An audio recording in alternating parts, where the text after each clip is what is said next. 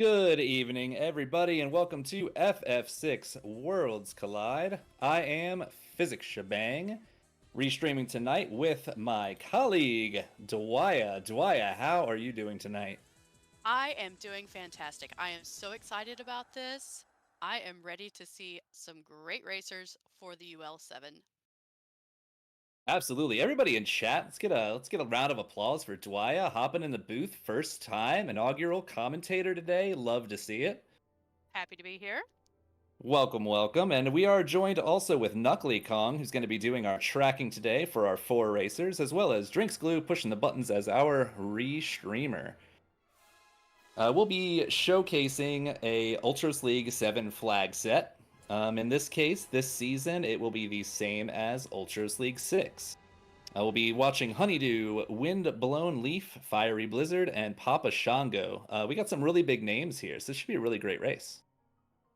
Definitely. And I am fully expecting some pretty high speeds here too. When Honeydew's around, that's usually a guaranteed. No pressure, So runners. No pressure. no pressure at all. But then again, Papa Shango is also here representing Moogle Cup 1 as the Moogle Cup 1 champion, now throwing down 115s all over the place. So he's here to bring the heat to Honeydew. Fiery Blizzard, no joke at all. And I'm actually not too familiar with Windblown Leaf, so they might surprise us as well. I'm looking forward to seeing what they got. Well, I know Windblown Leaf was in the Moogle Cup, is in the Moogle Cup with me. So I'm actually very happy to see that representation here. Absolutely. Moogle Cup 1 and Moogle Cup 2 represented here today, as well as Honeydew, who is going to be, I want to say, is a Mega Elixir runner this coming season. So that should be very interesting. This should be a really good time. As a reminder, for those who might not be familiar with the Ultros League 6 or 7 flag set, does require the runners to find 6 characters and 9 espers in order to unlock Kefka's Tower. If at any point they also find up to 9 characters or 12 espers, or end up with 22 checks, they will unlock the Kefka's Tower skip, which allows them to jump right in straight to the statues and avoid the entire run up to the final battle. Which is, of course, what everybody wants.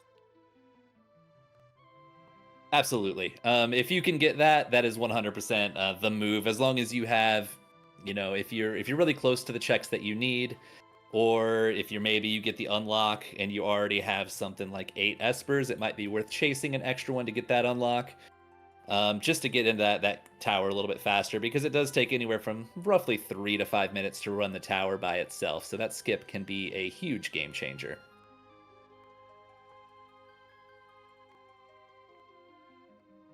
Now, Dweia, you are in the Moogle Cup, the Moogle Cup 2. How has that been going for you? Everything going good? What's your, how you liking Worlds Collide so far? I am loving it. It has been so much fun. Working with a mentor, definitely helpful. I actually have went up to the, gotten out of the group stage and went up to the top 8, so that's very exciting. That is very exciting. You have been crushing it. Your times have been awesome. For someone who's only been playing for maybe 2 months, the improvement that I've seen out of you has been fantastic, and the improvement that I've seen out of the other Moogles as well has been absolutely astounding. So, for those who might be in the chat today interested in running Ultros League 6 or learning how to do, I said Ultros League 6, interested in learning Worlds Collide, we do have a Moogle mentorship program. It's called the Moogle Cup that we'll run whenever we get enough submissions.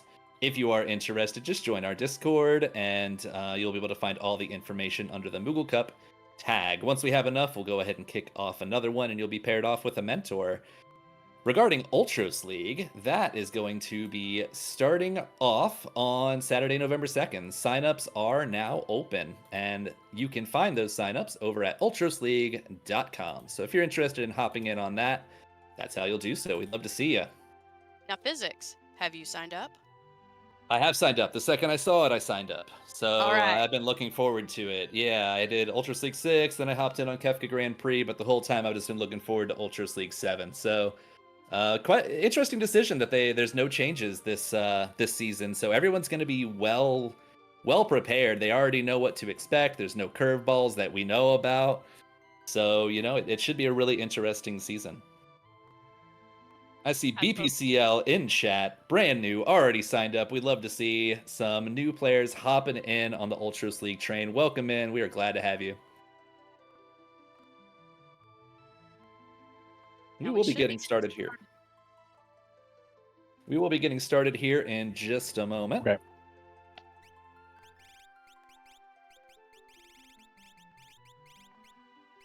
Now I have to say, Leaf is definitely I'm appreciating the aesthetic of the pink and the black. As if anybody's ever watched my own stream, I always go for the black. It's very easy on the eyes, so I can appreciate that. Absolutely. Looks like our runners are getting started here. We got Celis, Umaro, and Cyan start with Dance and Magitech Cyan. How you feeling about that Magitech Cyan there, Dweia? Well, not the best depending on his stats, but hey, with Celis you can unlock it. You absolutely can. That fat stack of 25 magic power he's got there is going to really be blasting early. But we do have Dance on Celis. Maybe we get a pretty decent one there. Shout out to all the Yeti fans there. We do have KnuckleyKong doing all the tracking. I'm sure he's absolutely thrilled to see a Yeti start. I mean, I'm always thrilled to see a Yeti start too, so. I am not, but you know what? Enjoy what you enjoy. So WindblownLeaf is just saying, you know what? I don't like Narsh for going straight to returners. Found a Genji glove for their efforts. Nice. Everybody nice. else is going by the books here, straight to Narsh, looting that shed. Saw some free earrings, which is nice, but not a lot from the shop so far. No, haven't seen. Now we are getting looks like a Yeti peek from PapaShongo, so we can see maybe not a character, maybe an esper. Absolutely, and I really like that move. It's something that you'll see pretty often. When you have a Yeti start, you can run up just to the entrance of Narsh Mines and have a quick peek. If you can see a character up in the cave, then that is the character you'll get by doing the Yeti checks. Now, for those who might not be particularly well-versed in Worlds Collide, the way that this randomizer is going to work, there are places that you can go based on the characters that you have. Each character has their own checks that you can go and do. Those checks can give you a high-tier item, an esper, or a character. Depending on the check, it could be any combination of those three. And as you find more characters, more checks unlock. Some checks only have battles, some are free and require none, and some have bosses at the end. So, Dweia, with that information, seeing this party, what would your sort of game plan be here based on what we have? So that is a tough one. Now, with that Cyan start, what I might do is Dome a Siege, maybe take some grind fights right there, and then get a boss, see what we get. Absolutely. What's your opinion on the Opera House? I'm a big fan myself, but I know a lot of people are not a huge fan of doing it. Well, again, that is another great place to get some grind fights. A little bit slower, but it can work out for you. Definitely. The Doma Dream play is also, it's not Doma Dream, but the Doma Siege play is also a really good one. You can go in there, there's some grind fights that you can do. You can also just do some grind fights outside of the castle itself and just run in and fight the boss. It's a pretty instant check, and if the boss is bad, reset and go do something else. So that is definitely a good way to go. HunnyDoo looks like he's immediately going for the monster in a box. And Narsh gets a Spectre and a free Hyper Wrist for his efforts. And we're going to be able to get a look at basement here in South Figaro. See if there's anything good here. Yeah, it's a major looting area, and one of the best things about having Celis is that you get a check and a ton of loot back to back. There's Dry Talk. Fantastic. I mean, that's a good start. Tritalk's not the best one for offense early because of its multi-elements. Very easy to just get it absorbed by any boss that you run into. But in a pinch, it could be a good thing to cast. But it does have Strength +2, and it which is incredible. Also has the best heal in the game, Life 2. Life 2. With an Osmos, so hey. That is a fat Esper to get early on. These Espers do have different bonuses that can be on them. It's random whether they have one or not, and it's random what it is. +2 strength is huge, especially with someone like Celis. Celis does have one of the best equip pools in the game. And did you see that Atma weapon? I did not. I was busy looking at something else, but we have an Atma weapon as well, which Celis is a native user of. Yes. So, yeah, that sounds a lot like we're going to put that Strength Esper on Celis, and we're going to pump her up and get her ready for that Atma weapon at approximately level 32 and above. And there's a Minerva. So Celis is done. She's done with. What we'd like to find is some things to either pump vigor. We definitely want a hero ring, Atlas armlet, something along those lines. A hyper wrist would be great. But of course, we don't want to overcap our vigor. But that's not really a concern until later. But yeah, that's great. A ready built Celis at the 5-minute mark is not something to complain about for sure. And I did see HunnyDoo picked up a Mega Elixir in World of Ruin South Figaro, so that's always a nice little fallback for Kefka later on. Oh yeah, absolutely amazing. You can't go wrong with Mega Elixirs, even though me personally, I have a bad habit of just selling them early on. Speaking of Hyper Risk, we did just find one in Zen World Balance while checking out Zen Thief. So it looks like Leaf is going to pick one up, which I agree with. That's a great tool to have for later with that Atma weapon. So Jay Brunter and Lost Sage in chat is asking about overpacking vigor. Do you want to explain that? Ah, yes. So when it comes to vigor, the maximum amount that you can have, I am fairly certain it is 127 vigor. Any more than that, and the game just stops caring. It doesn't matter anymore after that. So you want to just watch your vigor and just don't waste the extra vigor that you could be getting. If you're getting near the cap, you can switch that Esper to someone else, give them some extra vigor. Maybe you have a thrower. Maybe you have a sword tech user that could benefit from some vigor. But once you get above that cap, it just no longer matters how much more vigor you have. 127 or 250, it's going to do the same amount of damage regardless.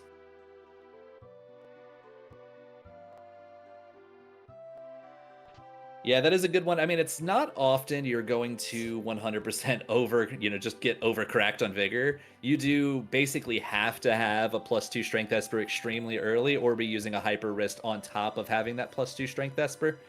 So it's rare that you'll be in that situation, but it's something to be mindful of. If you're already capped and you throw a hyper wrist on, you might as well just put something else instead. It's not helping you out. WindblownLeaf is following your idea here, going straight to Dome of Siege. I mean, I like it. Now, another play that I absolutely love is an early Coliseum play. Now, you can't see everything in Ultros League like you can in Moogle Cup. However, we did see an Atma weapon, so there's an option there too. Double Atma. Absolutely. I know Leaf found a Genji glove in Returners, and those who also looted Returners, I didn't see who exactly. It's hard to keep up with all 4 at once, but probably most of our runners have done Returners. There was a free Genji glove there. So anybody who sees that there was an Atma weapon hanging out in the Coliseum already has a Genji glove ready, a +2 Esper, and a Minerva, and a Hyper Wrist at Zen. So... And we've got Ultros 4. This is fantastic. I know it's no experience, but it's also not very threatening. Yeah, it's an early boss, easy boss. Definitely. I see FieryBlizzard has himself an Osteosaur. Went ahead and took him out, but he could also use a Revivify or a Phoenix down to take him out right away to save a little bit of time if needed, but he went down pretty quickly. Which brings up one thing. Another difference between Moogle Cup and Ultros League is undead flags, I believe, are turned off in Ultros League. So Haydn and Phantom Train cannot be killed with Phoenix Downs or Revivifies. Is that correct? That is correct. Any bosses that you could kill in Moogle Cup with a Revivify or a Phoenix Down, you can no longer kill with those items in Ultros League. This only applies to bosses. You can still use Revivifies on regular enemies that are undead, but most of the bosses who you could kill with Phoenix Downs, you are also able to now defeat with X-Zone or Doom instead. So having that knowledge that you could instant kill them does translate to Ultros League. As long as you remember, it means you have to use a spell instead. However, there is one exception to that rule. Haydn, you have to fight. You cannot instant death him. I know he's undead in Moogle Cup. And you just can't kill him in Ultros League. You have to fight him directly. So keep that in mind.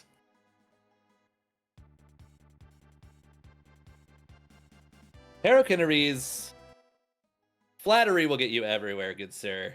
Good to have you. Welcome in. I'm glad you saw that, because I was about to point that out to you, that you have a fan. Apparently I have several, which I don't know how I feel about that, but that's okay. If they want me on comms, I'll do some comms. And HunnyDoo has found himself the hyper wrist as well, so he's gonna definitely pick up one of those. Oh, that's a great fight by FieryBlizzard. I missed that because I was looking at the zone seek that Leaf got from Doma Siege. Oh, okay, so we got another Esper, still looking for that character. FieryBlizzard looks like he's gonna go straight on up to World of Ruin Narsh. Tried to do a grind fight and got had to reset out of a level magic fight. Oh yeah, you never want those. No, they're terrible. Oh, we are getting a Mount Zozo play. Ooh, interesting. This is a daring move early on in an Ultros League seed. The dragon is pretty risky to take this early, unless some rods were picked up or something along those lines. But without any super balls, it does make an early dragon pretty sketchy. We did see on PapaShongo that the Zen Thief has a Valiant Knife. Okay, I wonder who could use it. Maybe we're gonna get a Valiant Knife Yeti. Well, from what I saw, it looked like only Cyan can use it. I mean, he's At not going to be time. doing Magitech. Well, that's for sure. So, I mean, that Valiant Knife. Now, with the Valiant Knife, you might think that, you know, it's not great to use it super early, but it's a 255 battle power weapon. It's gonna do a lot of damage in the front row. Even though you have not a lot of life, you're not going to get much of the benefit from the bonus from missing life. This is contrary to Atma Weapon, which is absolute trash until you're level 32. And that's due to the weird sort of equations and just the battle numbers that are going on in the background of Atma Weapon is very strange. And But we've got Dead Check at Mount Zozo, so we'll be seeing what that is. Dead Check meaning that it is just an item, it is not progression, such as an Esper or a character. Definitely. I see we have not a great grind fight on PapaShongo's side here, fighting some Leafers and Darkwind, the first overworld battle that you typically will run into. But HunnyDoo has some better grind fights here. Definitely better experience than Leafers and Darkwind, so hopefully that'll get him kick-started. Yes, now we had a Behemoth suit for that Dead Check. Now, do you think Leaf is going to come do this dragon? It looks like they're going to give it a go. Okay. Now, as I mentioned, putting an Atma weapon on Cyan early is not going to do much of anything, as long as they're not planning on actually attacking with that Atma weapon. It's fine. Doesn't hurt that it's equipped, but its usefulness is non-existent at level 6. Now, I saw in Zone Seek we do have Life 3, but I was not able to see what else was there, or what the bonus was. I didn't see much else of interest, but I did see that Life 3, which is good. So we have Life 2 and Life 3, so we're going to have a very safe endgame, which is good to know. It's good to know. All right, let's see what kind of dragon we got. I think the bonus was HP plus 100. I am being told in the background we got an HP plus 100. Cyan can equip a Valiant Knife, so those who have the Valiant Knife is going to absolutely excel with that. Yeah, it is an HP plus 100. Shout outs to KnuckleyKong in the background paying attention where we are not. There's a lot of things to look at. Thank you very much, Knuckley. Now, we did get a reset out of the dragon. Dirt Dragon is pretty rude at early levels. Absolutely, and we have Great Behemoth and Evil Oscars hanging out on HunnyDoo's side. This is a great grind fight, as are the Evil Oscars over on PapaShongo's side. So as long as they can get through them, they should be all set with grinds after these fights. Absolutely. Which brings something up, and I'm not sure if it was mentioned earlier. What about scaling? Scaling. First of all, looks like FieryBlizzard just naturally ran into Doomgaze and found Vargas flying around with his couple of bears, which is the safest thing you could run into, I think, instead of, Welk or something. So good thing it wasn't something nasty. But back to your question about scaling. The way it works in this randomizer with Ultros League, the Ultros League flag set is every character you find, every esper you get, and every dragon you kill will increase the levels of the enemies by 2. So you do need to be mindful of how many different pieces of progression and dragons you've killed as compared to your level to make sure that you don't get in a little above your head. That early dragon fight could pay off if you could take the dragon, as they give a tremendous amount of experience, magic points, and a free high tier item. Actually, 2 of them. They'll drop their own, and you get 1 for killing them. So, and look at that. WindblownLeaf has found the Atma weapon. Yes, and also Super Balls. You know how we love our Super Balls. Absolutely, but I'm not so sure that I would take the time in the Coliseum for one. I guess you could try it and then go maybe do Coliseum. Not Coliseum, apologies. Opera House Dragon, if you really wanted to go that route, it's an option. Brain Pan is a terrible fight for this very reason. Oh, that is gross. That is not what you want to see in the Coliseum. Your little snow muffler is not going to protect from Thousand Needles. Not at all. That's like the Yeti killer. Anything that eats through defense is just going to chew him up. It looks like they're not willing to get rid of that force armor in order to get that Atma weapon. Not yet anyway, but I'm sure they're going to keep it in mind. If no other big sticks are found, that could be a play. Absolutely. FieryBlizzard getting kind of stuck here on Vargas. One thing about him is that he has a lot of life. A deceptively high amount of life. The main reason being is that you're not supposed to kill him in the main game by actually fighting him. You will use Blitz and Pummel because that's where you find Sabin in the vanilla game. So he's not meant to just be brute force down. You do Pummel, he dies automatically. If you have Blitz, you can actually do that in the randomizer as well and kill him instantly as long as it hits Vargas. You just won't get any experience for it. Okay, so Vargas is down, so we can see what we're going to get for this. This is an out-of-logic Doomgaze, so this could be huge. Definitely. If it's a really good Esper, that could really set him apart. PapaShongo going and hanging out in Nikea, World of Balance. He must be looking for some earrings or something to get Cyan going. It's very weird to go straight to Nikea as a looting check, so he's very much looking for something to get his offense off the ground here. So we got Bahamut from Doomgaze spot, and then we're also getting a Magitech play from Honey. Bahamut's awesome. If you just throw Bahamut on Celis with some earrings, that's your carry for a lot of the early game. Something that took me a while to remember is that Espers aren't just stat stones. They actually have uses, and Bahamut is the best damaging one as it is area effect, it is non-elemental, and it's very high magic power. So it's a great way to get through if you have an early magic caster. Oh, and we also have a Doma Dream play. Very nice. nice. We have some serious deviation here, but Leaf and PapaShongo both doing the same thing here. Yep, but we love to see the deviation. We love to see all parts of this game. That's one reason why I got into this game, is the crazy amount of deviation that you can see, the different routes that you can take, and still manage to come out ahead. You know, it's the route you take isn't always going to be the decider on if you win or lose or how well you do on the race. It's just great how open-ended it can be. Yes. Now, low-level tentacles on PapaShongo's side can be dangerous. Yes. At least Yeti has the running shoes on, so they cannot be grabbed. And then we have Atma up on HunnyDoo. Also not great, but with the grind fights that they took, that they might be okay.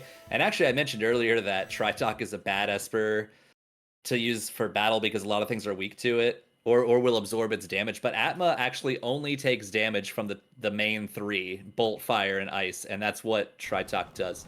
So it will do damage. And a good amount of it at that. Oh, and we have a dragon play for FieryBlizzard over at the Opera House. Very interesting. It is a fire dragon, which is pretty good. We have that Minerva on Celis, and we have Ice Beam, which will it'll do damage. Cyan is still Cyan using Magitech, so it's going to be a challenging fight. Yes. Now the thing is that Celis will not be able to die to this fight. But the problem is, will the dragon die? Ooh, he has an Ice Shield. Okay, that's perfect. The Ice Shield will pretty much just end it. Maybe, but we have a reset from Leaf. He did not want to fight those tentacles, it looks like. I honestly do not blame them. Tentacles Don't. early are devastating. They can be. Now, if they had the Bahamut Esper, that would basically completely mitigate their whole issue because of the area effect non-elemental damage. Dweia, I know I've asked you this before and I've told you this before, so quiz time! Boy. What are the tentacles weak to? Well, there is a fun little acronym, ELFI, E-L-F-I, that helps you find their weaknesses. Hey, which one? How do you determine which one is which? Well, your top left is your E, your top right is your L, lightning, your bottom right is your fire, and your bottom left is your ice. Now, fun thing about your bottom left, though. Fun thing about bottom left, it is acceptable to instant death. It absolutely is. Look at you go. That Moogle Cup coming through. I know I've yelled at you that acronym a few times. I'm glad it stuck. It really does help. And as Para points out, everything's weak to Ultima. Everything is weak to Ultima. Did we have an Ultima cache? Is that what just happened? No. I don't think so. Okay. But I was like, how did Ultima happen this early? Well, you asked what their weaknesses were, and hey, you got to throw that one out too. I did, but technically not weak to Ultima. Not an actual weakness. Ultima is just busted. So nice try, Pero. You got to be nice to your fans. We've got Daddy up in Magitech for Why'd you say it like that? you enthralled by those muscles? Like, Daddy, ooh. Ooh. Look at him go. Who wouldn't be? Yeah, we're still we're having a hard time with character number 4 here. So what are the choices that we have? We haven't seen an Opera House play, so that's an option. We know that there's no character at Yeti, so that's not happening. We already know that there was no character at Dome of Siege. We know there was no character at Zozo. There may be a character in Dream, which we'll see soon on Pop. No, there is not, actually, because we see that there's no character. So it looks like we're going to boil down to an Opera House, a Kefka Narsh, or the end of Magitech. Yes. So we'll definitely see into Magitech. It looks like Leaf is in World of Ruin Narsh, so maybe up to a Yeti play with the Tritok spot and the dragon? Yeah, it looks like it. And then onto the Yeti check as well. Even though it's not a character, it could still be an Esper, something good to push along. Not to mention just the scaling boost for beating the dragon. But the issue that we're having right now is our offense is trash. So it's very difficult to really get this seed going with any speed. We have that Atmos sitting there kind of taunting us, but it doesn't do anything until later. The Valiant Knife will be very handy, but we don't have an offering to pair it with, so it's okay. Now, on Honey's side, because I just glimpsed this, there is a Magic Power +2 Esper. I don't know which one it is. I didn't get to see it, but I did see Magic Power +2. Are we going to see an effective Magitech Cyan? We could. It is early enough that we could have Cyan throwing out 5,000 or 6,000 damage missiles. But as long as he sits on that +2 Esper. But I'm not sure if he equipped it well on him or not. I didn't get to see. So we're going to find out. That would be interesting, giving Cyan a magic-based ability. And pumping him up with Magic 2 is definitely a move. There's not much else to look forward to. We know Umaro's going to Umaro. We know that Celis is probably going to Atmo away. So what's Cyan going to do? VK. He could VK. If the Magic Tech doesn't work out, we have VK. We also have Senior Behemoth down there for PapaShongo. Looks like it was at the end of Dream. Looks like it, and that's not too bad of a fight. He can be really rude in a higher scaling, but typically not too bad in lower scaling. Higher scaling, he is horrifying, and he's bad no matter what. If you smack him with Flare or Pearl, he will counter you with some nasty things.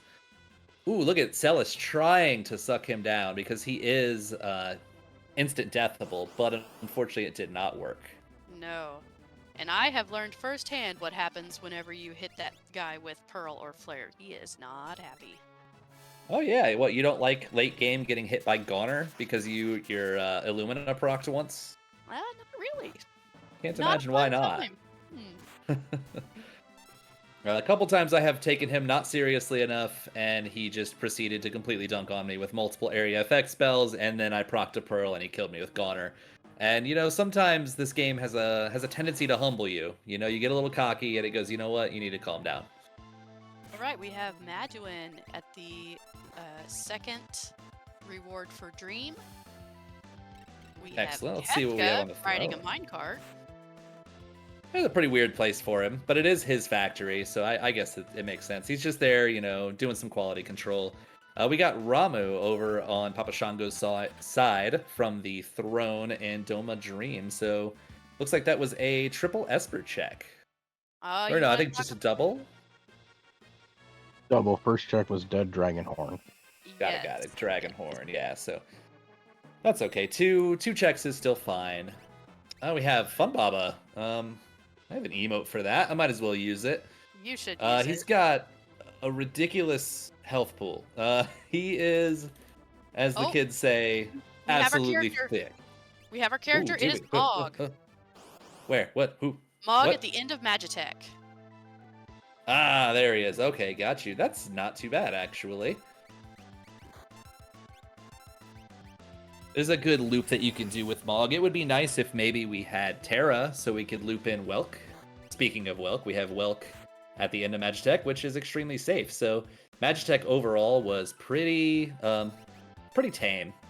Nothing really to worry our players, except for the tentacles were in Dream. So Magitech was pretty nice. Yeah. This Fun Baba is going to take a while, though. He is, because he is thick. We did find another Genji glove. It looks like in World of Ruin Thamasa on PapaShongo's side. Okay, perfect. There's one thing I want to say here on HunnyDoo's side. You notice that he's trying to run away. When it comes to Welk, if you attack the shell, he will counterattack with a bolt attack. Usually bolt edge, bolt 1, or bolt 2. It can be single target or multi-target. When he goes into his shell, anybody who's attacking is going to attack the shell, including Yeti. But you can stop the Yeti from doing Yeti things by running. So he held down run until that head came back out, and then let Yeti do what he was going to do, as opposed to just letting him swing on the shell over and over, probably wiping them out.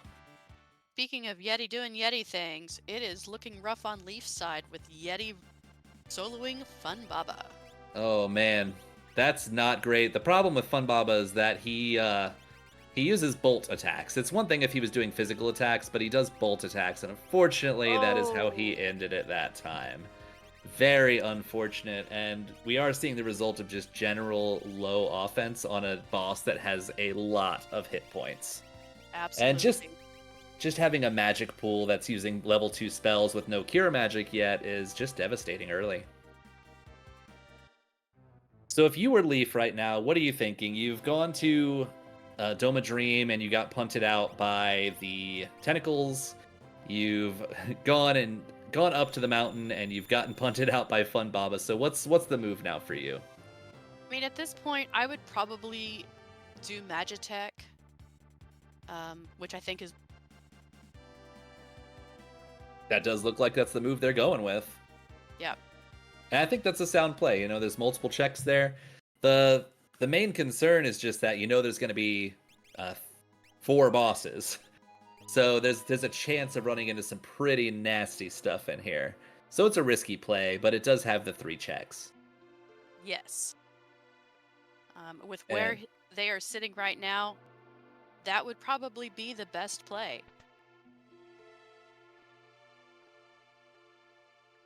And we are getting a Lone Wolf up on HunnyDoo. Yeah, he's probably going to do the whole Mog loop into Kefka and Narsh. So this is definitely the time to check all that. Absolutely. Now, how fun would it be if he found Terra? It would be pretty good. I think it would be fantastic because they're already in Narsh. So if you're already here, you can just go knock out that Welk check. So that would be great. Not to mention having the sealed gate is a fantastic check to go to. Mobliz is it's a peekable check. I don't know if it's a very good one. And then we have the fabled Leet River, everybody's favorite.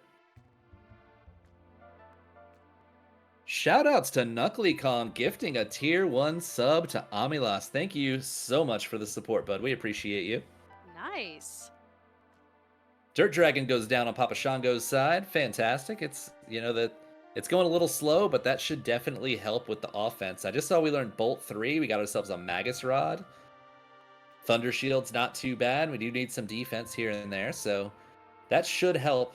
That Bolt 3 will definitely help PapaShongo get moving a little faster with the offense going forward. And for HunnyDoo, we've got an Ice Shield on Lone Wolf, or we'll see what he chose.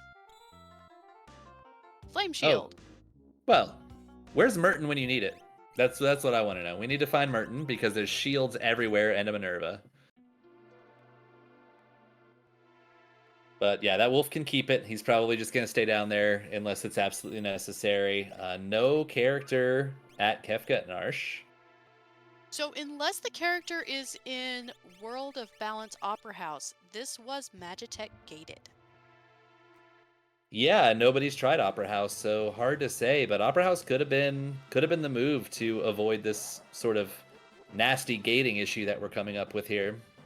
Yes, because as you can see, once it scrolls back up, Kefka at Narsh is going to be either an Esper or an item. Yeah, so we're still not looking at a character, but we do have Moogle Defense, and when it comes to the logic of Final Fantasy VI Worlds Collide, typically, now it's not all the time, there's always exceptions to the rule, but you can usually make a pretty okay gamble in thinking that the newest character that you got, one of their checks is going to also have a character. So, we just got Mog, so it is a safe bet that one of Mog's checks will have a character. Nice is Moogle Defense is technically peekable because you can see what the sprite's going to be.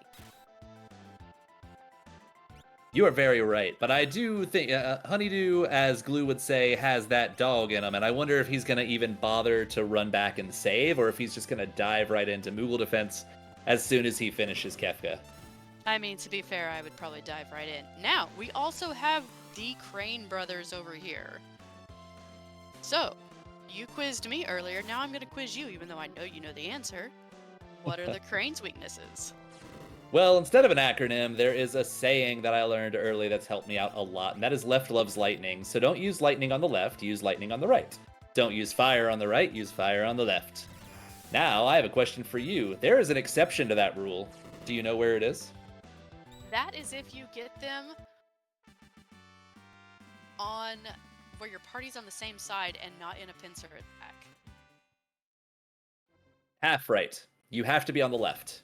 If you are on the left, with the only time that's going to actually happen, oh man, WindblownLeaf unfortunately got taken out by Atma, so having a major struggle here getting through some of these bosses early. Oh no.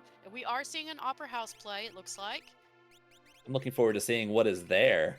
But to finish my thought there, if the one time that you're pretty much going to run into cranes where it's not going to be correct is if you're running away from a train.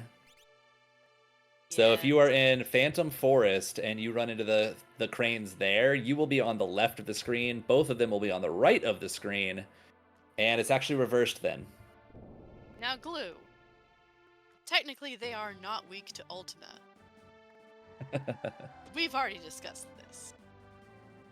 Ooh, and as I said, there are exceptions to every rule, and it looks like Mog is barren of characters, so it's looking like Opera House is going to be the move for the character. So PapaShongo going to be pleasantly surprised when they finish this and come across a character. That is going to be nice, and it looks like Leaf may be doing that as well? That is possible. I know they've been having quite a struggle with this seed. And this is one of those seeds that I would consider low-powered in the beginning. So the introduction to the seed, getting the power that you need, and pushing through the checks can be extremely difficult. And some of the bosses that we've run into have not been low offense friendly. Fun Baba. Speaking of not low offense friendly, we have ourselves a goddess, which not particularly great. Although we do have Magitech Missile, Unfortunately, we're love token now, so Cyan's about to eat a Yeti. It's just gonna get Yes. smashed right now, yeah. Yeah, that Yeti sandwich is not good. Not at all, but we do have Magitech Missile online, so that can certainly help. If HunnyDoo has learned Bolt 3, which I think it's just PapaShongo that has that, but if HunnyDoo had it, it would not be effective here on Goddess, who absorbs Bolt and Pearl. Exactly. But at least with Magitech Missile, we'll be able to do some damage. We have some level 2 spells that are going to work eventually. As long as we can just stay alive, we should be fine and she'll go down. It's just going to be a little longer than HunnyDoo's going to prefer. And that love token did not help. Oh, Yeti, no. Yeah, love token is going to cause any physical attacks to hit the character who is love tokened. So that only happens when you physically attack Goddess with just a regular fight command. She can love token you, and you can no longer physically attack because you will just hit that character that's love tokened. However, you can get around that with an offering. Offering says they don't care. Yes, but now look down below for PapaShongo. He has got a spicy chicken. They do have a spicy chicken, and WindblownLeaf is going to probably have a massive sigh when they see now Poltergeist. Again, all these extremely difficult bosses back to back is not great, and Poltergeist is really mean. We've got Stray from HunnyDoo. We've got dueling Poltergeist battles for Leaf and PapaShongo, and then we have a question from Glue in chat. Do you want to answer him?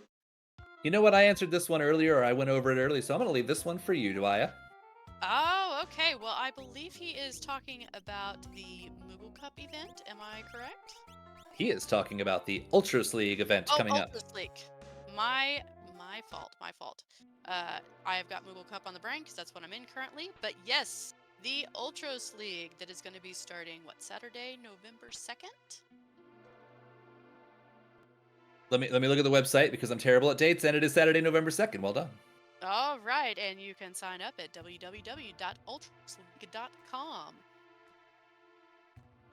Yes, you can, and that is going to be a seeded 8-week asynchronous tournament. So you will be paired with players of a similar skill level. You will all complete the same seed each week. Everybody in your pod, your times will be compared, and you will be given points throughout the course of the event. Those who are top 2 in their respective pods will be advanced to the next pod. Those who are in the lower 2 are risking demotion. Not guaranteed, but it is possible. Now, the tiers are going to be tonic, potion, elixir, and mega elixir. Those who are new to the event will start in the tonic field with those of similar skill levels. So you don't have to worry about hopping in and playing against some of these extremely fast elixir and mega elixir runners. You will be paired with those of similar skill. Unfortunately, WindblownLeaf again getting punted out of another location by Poltergeist. They are in a very difficult position here of a bad boss everywhere they look. And we got Gao from Opera Check, so it's like they already had dried meat. However, they also have a Yeti that hit the sprite. Oh no, Yeti doing Yeti things, and that's really awful because the Velt check is not fun no matter when you show up. The way that this works is there are certain battles that Gao can never show up at, ever, no matter what. And then there are some that he can show up at. The ones that he can show up at, you only have a 5 out of 8 chance of him showing up. Now, if you can do the Velt check extremely early, when you have done no fights, you will only fight the single wolf Lobo. And that is a fight that Gao can show up at. So you have every single fight you can get one. But when you have a bunch of different random encounters that you've encountered throughout the game on the Velt, you have a much higher chance of running into encounters that he cannot even show up at. For instance, he just ran into those Oscars, and those Oscars were was it a pincer attack or a back attack? You can never run into Gao on a back attack or a pincer attack, ever. So if you have that, you just gotta go. You just got to go and try again. Absolutely. Now, I missed this earlier. I don't remember who did it. But at the talk spot, there was another Valiant knife, and with a Kenji glove, pretty good setup. That is a really good setup. We are desperately looking for an offering at this point if I were playing the seed. Absolutely. Which means we're going to be starting to check a lot of monsters and boxes. That is the move I would do, especially in a seed like this with low offense. You just really need something. And having even just one VK, even just 2 VKs with no offering is fine. You just need something to get you through the check and get the ball rolling. This dragon, however, is not being nice. Leaf is not having a fun time. No, they are not. This is a very difficult time for them here. And I will say the difficulty of this seed is pretty atypical. Just the low offense early on and the hard bosses early on really do make this a rather challenging seed. And unfortunately, they lost the math check as well. They just cannot catch a break. Let's see what we get from the Velt check. Okay, Yeti did not do Yeti things this time. Crusader. All right. Oh. So we're at 4 and 4 now. So, well, 4 and 5 now. So we are making some progress here. But it has been a struggle every step of the way. It has been. I'm trying to think about what I would do as WindblownLeaf here, and the one that I would probably be thinking about is just perhaps trying out the tentacles again. They can be easier, they can be harder. It really depends on how often they want to grab you. But it is a possible fight. They do have, the top ones have much lower HP than the bottom ones, so you have a chance of at least cutting the battlefield in half before they start grabbing people. So, you know, just trying to brute force through there would maybe be something I would try. Yes. Now, if they wanted to, they could go shopping for running shoes, and that will prevent them being seized. That auto haste prevents the slow. You know, Option. I did not know that. 100% did not know that. It makes plenty of sense, and I never put those two pieces together. So, ladies and gentlemen, Dweia's been playing for 2 months. Taught somebody been playing for a year, a new thing. There's always something new to learn about this randomizer, and that's one thing that I love about it. Right, and shout outs to Moogle Cup. I mean, you guys can learn so much in such a short time in Moogle Cup, you know, just having those mentors one-on-one is huge. Yes, it is. And we have some great mentors. Now, while everybody's kind of doing fights and of course seeing Trench for the first time, but it is just a string of fights, you had been, or Cup, something like that. There is also the option to sign up for live sessions one-on-one with a mentor in the group, or also send in a video for a review. There absolutely is. So if you're not interested in necessarily joining into the Moogle Cup, you are able to go to our beginner's house and you can check the pinned comments there, and there'll be a little form you can fill out to sign up for either one-on-one mentoring, where any of our runners who are signed up as mentors will help you in whatever you're looking for help with. Or you can do a VOD review if you'd like someone to watch one of your runs that you've recorded. They'll go through it, they'll give you tips and tricks, give you ideas, ways to improve, things like that, and they will send it right over to you. So you can get an idea of how you could have done a seed differently or better, or just changed it up. So really good resources that we are more than happy to do for you if you're interested. Absolutely. And one of the things, as a newer player in this, the community is so welcoming. So I really would suggest that if anybody wants to get involved, please join the Discord.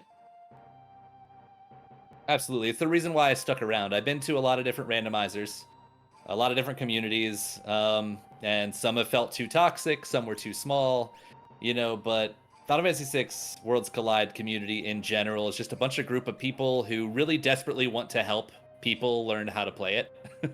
If you go to the beginner's house and ask any question, there's a good chance you are going to get an answer within 5 minutes. It's crazy how fast you will get a response from just about everything. And that's the whole reason I stuck around. So Yeah, if you like Final Fantasy VI, come check it out. Just join the community, see how it feels, and see what you think. Oh man, poor Leaf. He's just trying to do grind fights and oh, Yeah, that is I don't. heartbreaking.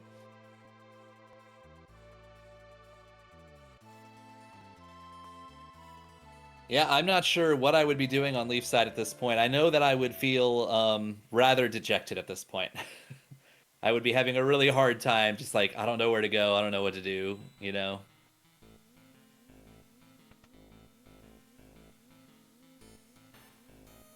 Now, Dragon Lady K from chat brought up playing Worlds Collide in Archipelago. I personally have not done that yet. Have you? I have done Archipelago before, absolutely, and it is fun. Some people are not a big fan of putting timers to games, and I am one that it's always said that like timers tend to make things just way more stressful. So Archipelago is a great way to get into Worlds Collide in a very low stress way. You can go in there, run at your own pace. You send stuff to other people, they send stuff to you. The whole multi-world process is really cool. You can play multiple games in the Archipelago. And I guess I should probably say Archipelago is multi-world. Many people playing many different games. You're all together in one big chat room sort of thing, and you can find other people's stuff. They can find your stuff, and you're just playing your games and sending each other things until you can all beat your respective games. It's low stress, nice and chill, nice and relaxing. But I do need to say that it is Worlds Collide in general is a very dangerous game to play on Archipelago if you are unprepared. I did mention earlier that scaling is based on how many espers you have and how many characters you have. I also just mentioned that other people can send you things for your game, including espers and characters. The first time I did Archipelago, I booted up my seed. I had 7 espers and 6 characters at level 3. Now, that means I was fighting enemies that were around level 25, 26 at level 3. That's not great. Physics, I'm going to interrupt you real quick. We have Sabin on PapaShongo, who was at the end of the trench. Perfect. And Sabin is a great check at this point in the seed because many of his checks are very quick. They're peekable. And one of them happens to have something that we're really maybe looking for. Monsters in a box. Oh, are you talking about Collapsing House? I'm talking about Collapsing House. There's 2 of them in there. Now, why are we looking for monsters in a box, Dweia? We are for a Katana Soul, which, when you beat him, will give you an offering. They will. Why does the offering matter? Offering turns fight into X-Fight, meaning if you pair that with 2 Valiant Knives and a Genji Glove, you now have 8 attacks that can be devastating. Big time. And we have 2 weapons that are very good with an offering. I already mentioned the Valiant Knife, also the Atma weapon. Also the Atma weapon. Both of those are just natural abusers of the offering. Just having one person with an 8 attack Atma weapon or offering or Valiant Knife can basically carry the rest of the game for you. It can be dangerous. It's untargetable. They're going to attack whatever they want, whenever they want. But when they're doing 6 to 10,000 damage per hit 8 times, it doesn't matter all the time, you know? Exactly. Oh, hiding in the waterfall. See what I did there? Haha, I did see what you did there. Very nice. Now, as we mentioned, you can't throw a Phoenix down in him in this. You got to fight the dude, and there's no instant death on him either. No dooms, no X zones. You just got to fight him. No, but PapaShongo took him down just fine, even with. Yes, he did, but now I can see the Atma weapon is coming online on PapaShongo's side. Like I said, level 32-ish is when it comes online. I saw that Atma weapon was full length. So that means he'll be doing full damage with it. Speaking of... Nice. Because he's got the Genji Glove going on with it. Fantastic. Yeah, that is wonderful. Now we just got to hope that he finds an offering and really sends it. Oh, Physics, I have to say, I am actually jealous of that emote. Well, you can go subscribe to, one of the big shots of the Worlds Collide community. His name is Pero Canariz. Go hang out in his channel, subscribe. He's an amazing runner. He also puts a lot of effort into the back end of this game, including the stats tracker. It's an automated tracker. You can have it running in the background and it evaluates your entire run, everywhere you go, everything you found, how much time you spent in the shops, how much time you spent in the menu, all that good stuff. He has put that together. He's also working on a bit of crowd control. He's doing a lot of cool stuff back there. So, really, really good guy in the community. Freaking love Pero. Absolutely. Speaking of, all of these runners are great. Give them a follow. Give DrinksGlue a follow. Stream. Thank you for that. KnuckleyKong for tracking. And of course, you. Oh, I think it's a pleasure to be on comms with you there, Dweia. I'm also really appreciating the seizures that I'm starting to have over on PapaShongo's side. You gotta love the poison animation. Yes, but you also have to love that he's got a go-go. Do you? Might. I In don't know certain if it's circumstances. in certain circumstances. I agree. I am actually I am on Team Go-Go. It's not a very popular opinion, I think, but I am on Team Go-Go. I am a fan, but I would put Go-Go in for Umaro any day. Sorry, KnuckleyKong. I know you're listening and cringing and punching me through the microphone right now, but I would do it. Situational. I like the Yeti.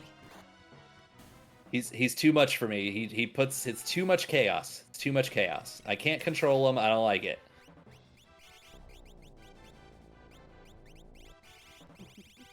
Lost Sage does have a question. Can Go-Go mimic X-Fight? Go-Go cannot mimic X-Fight. Go-Go would need to have an offering in order to do so.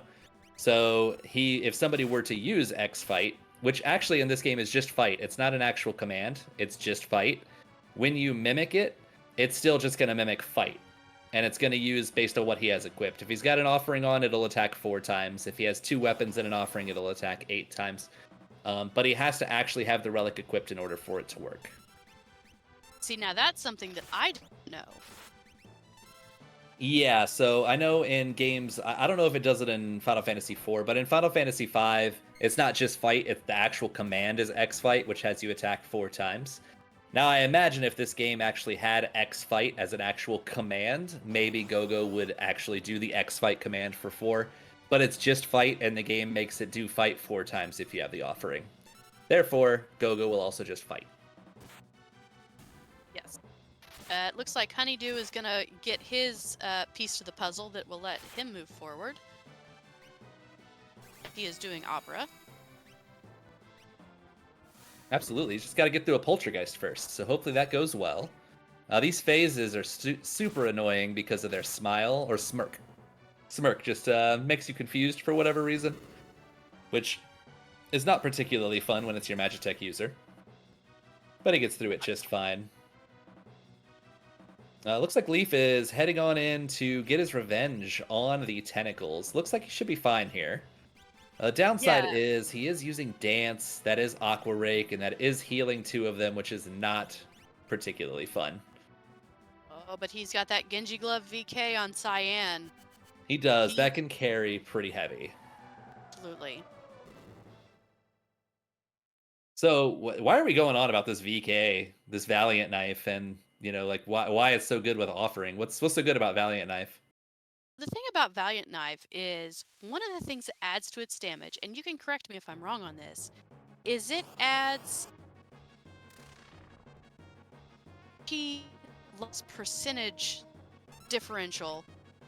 That's a really easy way to say that. To its damage is essentially what I'm saying. So the more HP lost, the more damage you're going to do. It's actually a little more simple than that. It's just you take your current HP, or you take your max HP and you subtract your current HP, and that's how much extra damage it's going to do. It's just how much you're missing. If you're missing 3,000, it's going to add 3,000 to every one of your attacks. See, you said that so much better than I did. No percentage on that one, but you're not wrong if you were talking about the Atma weapon. That does reduce the percentage of damage you're doing with the Atma weapon based on the percentage of life you're at. If you have 60% of your max HP remaining, you're going to do 60% damage with your Atma weapon. Now, one of the things I've not really been able to pay attention to is what espers we have. Except for I do know somewhere in Magitech because of PapaShongo we did pick up Fenrir. Now, why is Fenrir important? Ah, Fenrir. First of all, it had magic power +2, which is Oh. great. But in general, what our runners are going to be looking for throughout the course of this run, no matter how your run went, no matter what seed you're playing, no matter what you're doing, your goal is to kill Kefka at the end. You have to be able to beat Kefka, all of his forms, at the end of the seed, no matter what. So we're always looking for a way to be able to defeat him in the end. We have to build our characters to that particular standard. Kefka is not scaled, so he is at the exact same level, which I think is like level 70 in vanilla in the randomizer. You're going to be level 35 to 40, maybe up to 45 or 50 if you have an experience egg, fighting a level 70 boss, so you have to be prepared. Fenrir is your preparation for tier 3. There's going to be a mechanic that we'll go over later that will target 1 or 2 characters when they die and instantly kill them if it hits. Fenrir causes it to miss, so it can save you from losing characters before you get to final Kefka. It is always a welcome sight to see. Absolutely. Fenrir and Golem. You want one of those two are your guaranteed, well, not even guaranteed, actually. Fenrir is not guaranteed calmness protection, but it is very, very reliable calmness protection. Because I just had a seed today where Fenrir puts image on your characters, and you have about a 25% chance of having image break when you're physically attacked. I had calmness on the same character 2 times in a row. It broke image with that 25% roll, and then hit him again and killed him. And it was my #1 damage dealer. It was super fun. I'd like to point out at this time that HunnyDoo is 1 character away from go mode. He is flying. Now the question is he going to do Trench now? Because that would be a little not great because it's a character, but he doesn't have very many options to go for, so he's probably just going to roll through it. Oh, he just got Gao, didn't he? Yeah, he's got to do Trench. I'm pretty sure that's the only thing open to him now. Yeah, I think you're right. So we're just last checking everything now, huh? Pretty much. Yes, he is going for Trench. So this seed looks like it's just, very linear for the most part. Now, one thing we might be missing, and it's not necessary, but it make the run a lot easier.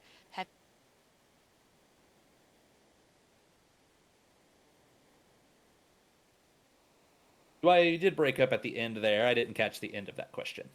Oh, have you seen Mute yet for Magic? I have not, but I'm going to be very honest. I've been talking a lot and looking not enough. So I haven't been able to look at each of the espers and see exactly what is on each of them. That is a pretty important one for tier 2, so we're hoping to find that for sure. I know we have not found Siren, but just like you, I've had a hard time seeing what's actually been on our espers. It is honestly one of the most challenging parts of commentating a 4-man race, is that there's so much going on each one that it's hard to focus on what's going on at any given time, which is why I want to give another shout out to KnuckleyKong, who's hanging out back there and doing all the tracking for us, watching all of them, seeing when they get progression, and marking it for us so we can see where all of our racers are standing. So, well done, KnuckleyKong. We definitely appreciate you back there. Yes, thank you very much. So we know that HunnyDoo is about to get a character, and that's going to be his unlock. That will be his unlock. FieryBlizzard is doing Opera, so he's going to get his key to, piece to the puzzle. Yes, he is, and I was unable to see what was in the Yeti check before. I want to say it was an Esper, so that will get PapaShongo 1 step closer. Yes, but I couldn't tell you what Esper it is, and he's checking monsters in boxes. And there's our Katana Soul. That is huge. Nobody else has done this, I don't think. I haven't seen any 4 attack or 8 attack VKs or Atmas. He's got a Noise Blaster. Gao has tools. What does that mean? When you're able to muddle or confuse Katana Soul, he does this. He has a chance of doing Slayer Edge on himself, which is an instant death attack, and killing him outright. And you get a whole boatload of money, and you get a free offering out of the deal. And that's the offense solved for at least one of our characters. It is chef's kiss beautiful. Especially in this scenario. We have an Atma weapon, we have 2 VKs, we have an Atma weapon chilling in the Coliseum, we now have an offering, we have Genji gloves, so somebody's going to be either using 2 Atmas or 2 VKs. I would go VKs all day long. Absolutely. I've always been more of a fan of VK in general. Well, my theory is you're always going to get hit, you're very rarely going to be at IHP. I agree, unless you can have somebody who can be front rowed with a snow muffler, which somebody is mentioning on there. I think Kenny's on the moon with Yeti snow muffler, cat hood, paladin shield, Atma weapon. Sure, indestructible walking fortress of destruction. Yes, that is possible, but Yeti's equip pool is just so pathetically weak that it's very, very rare that you're going to be able to throw on an Atma weapon on him, much less everything else there. Except for the snow muffler, which he wears natively. HunnyDoo just got his 6th character. He is in go mode. He is indeed. So he is now able to go and hang out, or go straight into Kefka's Tower if he wants to, or work toward his skip to go ahead and head straight to the statues. So what would you do at this point? Well, first of all, let me go onto HunnyDoo's channel and see how many checks he has. And then I will let you know. Or somebody on the God mic will tell me. We'll see. I got ads, so I can't see it right now. But depending on what he's at, if he was at... let's see, what characters does he have? He just got Sabin, which has some pretty quick checks. He's got Barren Falls, that's really fast. Collapsing House, that's really fast. He can get through those pretty quickly for checks. He can also do Center KT. So if he is 19 checks or higher, I would definitely do skip. Same here. Maybe you could even consider 18 checks or more. It looks like he hasn't done Zen Thief, which means if he's going there, he's probably going to do it. He has 17 right now, so that's pretty low. I mean, we have Zen Thief, and then we could do Barren Falls, Collapsing House. Those 3 would be 3, and then he could do the middle lane of Kefka's Tower to get the remaining 2. But the question at that point is, are you saving time? And I don't think so. Not with these runners. These runners are good enough that they can fly through Kefka's Tower with no problem.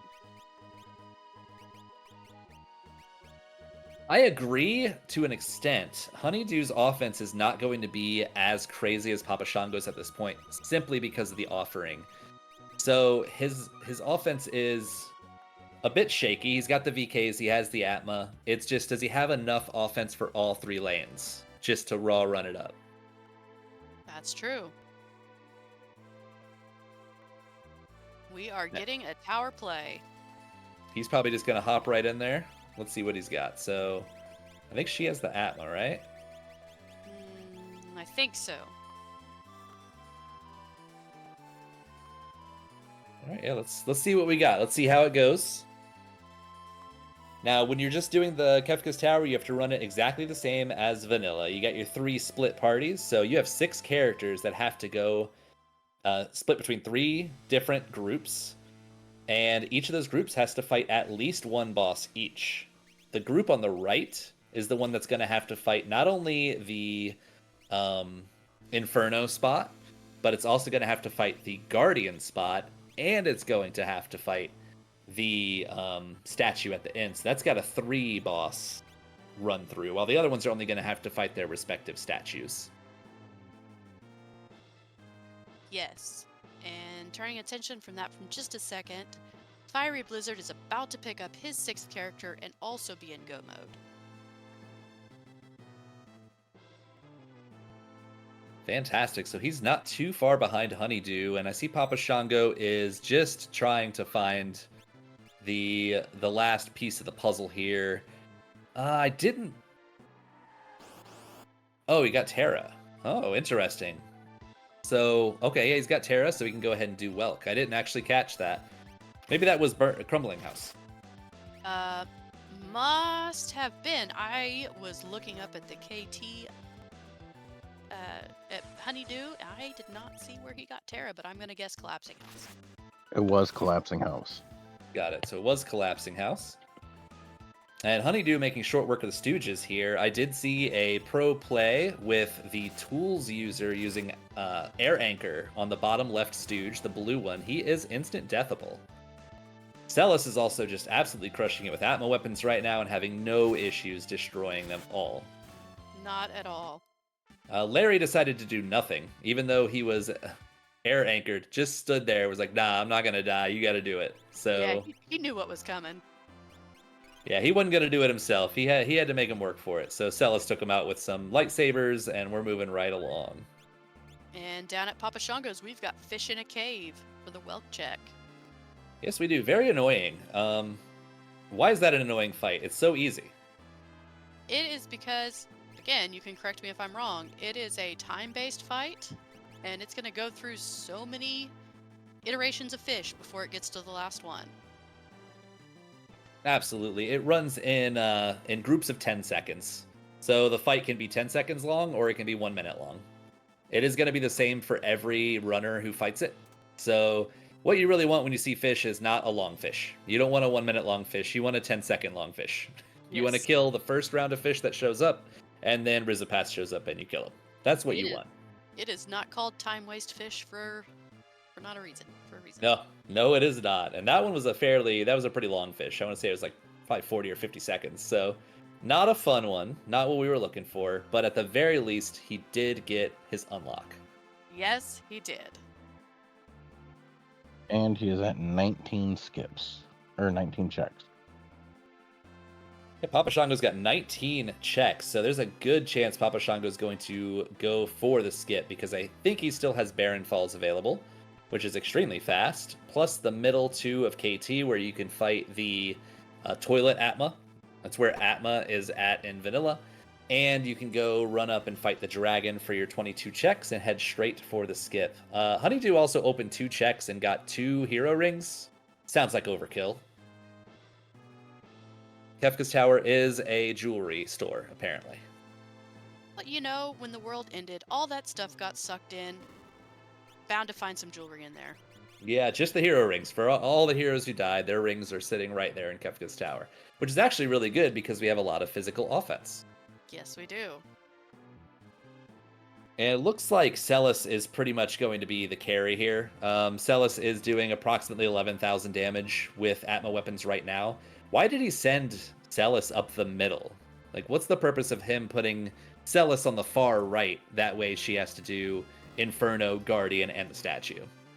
Oh, because she is your physical damage dealer, you want her to get as many levels as possible. So, sending her up that middle path is going to give her the most bosses to defeat. 100%. And if there's anything that you learn from this stream today, it's that levels are king for the Atma weapon. There is nothing in this game that loves levels more than an Atma weapon. But in general, all physical attacks, regardless of the weapon, whether it's an Atma, a Ragnarok, a VK, fixed dice, or the Atma weapon, all of them love levels, but Atma the most of all. So putting her up the middle gives her 3 bosses to pump those levels up and make those Atma weapons hit even harder. Atma weapons do something else that's very important versus this particular boss. It ignores defense. It does ignore defense. Tritok has ridiculous defense. I was watching this Red Dragon fight down on PapaShongo, who just garnered and now Grand Trained. That is a spicy dragon. Yeah, very spicy. Very spicy. Oh, he's gonna go for it. Which I think that's what you do at this point. You just hope he dies. That's fine. He did. That's fine. You're in it for the check. You would have loved the levels, but you're in it for the check. Just get it over with and move along. Now, again, hard to watch 4 screens. Did FieryBlizzard get skip? He is already at the statues. He sure did. Yes, he did. That is beautiful. He beautiful. sure did. So that is huge. It does put him a little bit behind HunnyDoo, but not by much. HunnyDoo has done the Guardian spot, and he's ready to do a train, which... Okay, that's fine. And train can be air anchored because he is vulnerable to instant death. He is. So he's going to die right now with Wheel. Air Anchor causes the next attack that the enemy does to instantly die if they are instant deathable, and he is one that is instant deathable, so he used Wheel and dropped dead. GG.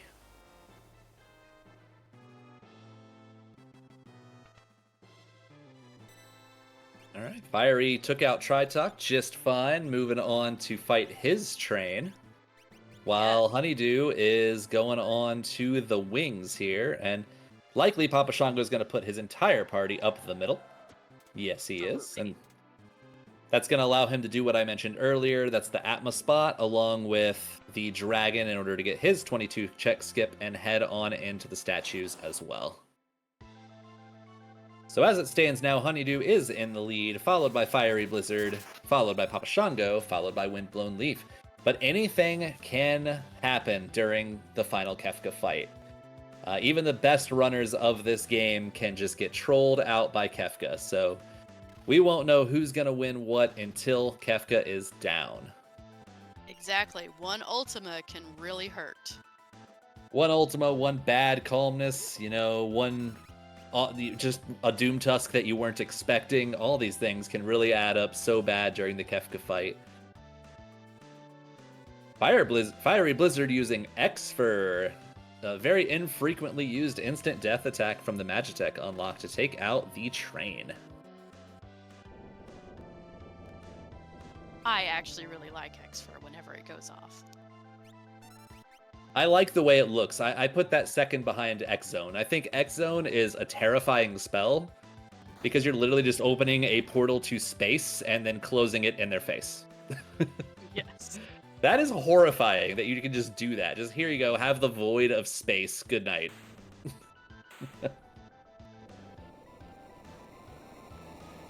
All right, HunnyDoo taking out the Yeti. I want to say he has one more wing to go, correct? He did the middle. He's got the Yeti down. So he's got one wing to go. Oh, and there's my least favorite boss of the game, Inferno. He's rude. He's very glass cannony. Him and Air Force can just be really disgusting, and Inferno in general is an endgame boss, and this is at nearly max scaling, so he can be really, really brutal. What we're really not wanting to see is we really do not want to see a launcher from him. No, I have died to this boss so many times in KT. Yeah, he's very rude, and if he wants to, he can just kill you before you can do anything. If he wants to launcher you into an area effect attack you can't defend, it can just end the fight before it begins. Yes. Not to mention, if you let him stay up for too long with all of his parts available, then he will just send out, I forget what the name of the attack is, but it'll put one of your characters to stone. That he is attacks a Delta 3 hit. times.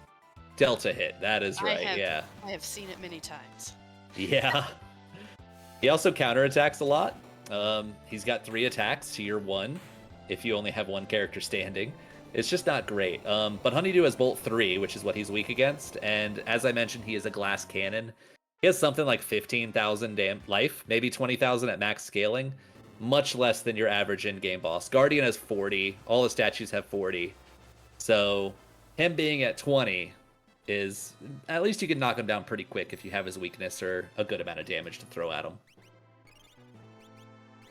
But that means HunnyDoo is the first going to be stepping on his switches right now at 112.53. Yes, with FieryBlizzard coming in right behind him, I believe. Wow, look how fast that is. That is like 5 seconds apart between HunnyDoo and FieryBlizzard. You love to see that amount of sinking after all the different twists and turns this seed has taken. This has been amazing. So many different routes, and yet here we are at the end, almost neck and neck between these two runners. And I mentioned it earlier, it's how it can go sometimes. All the seeds have different routes that you can take, different places to go, different choices to make. But at the end of the day, you could still end up converging all on Kefka's tower and finishing really close. Now, when it comes to Kefka, let's get into all that. Kefka's got 4 phases. And they we're going to start here. Spicy. They can all be spicy. And this first one, do you want to take this one, or would you like to do tier 2? I'll take this one. So we have face long arm and short arm. Long arm being the longer one, short arm being the one in the back, and face being the face. Face is weak to fire. Long arm can be instant deathed, and short arm is just gonna really punch hard. You definitely want to take face out first. If he is left last, he will quake, and that is devastating. Long arm, as you can see, will shockwave if he is left last, and that can also be devastating because I believe it can do that like 3 times in a row. So You are correct. You definitely want to kill the short arm last. Very well said, and he did use air anchor on that long arm to make sure it died when it shockwaved, so that was gone. Celis was slapped really hard with the Atmo weapon to take out face. It looks like, I'm not sure what we're doing here. I know we're going to be very careful in how we handle short arm. Short arm counters a lot, and it hits very hard. And I know one thing that HunnyDoo does not want. Celis cannot die. If Celis dies, his whole game plan is over. That is right.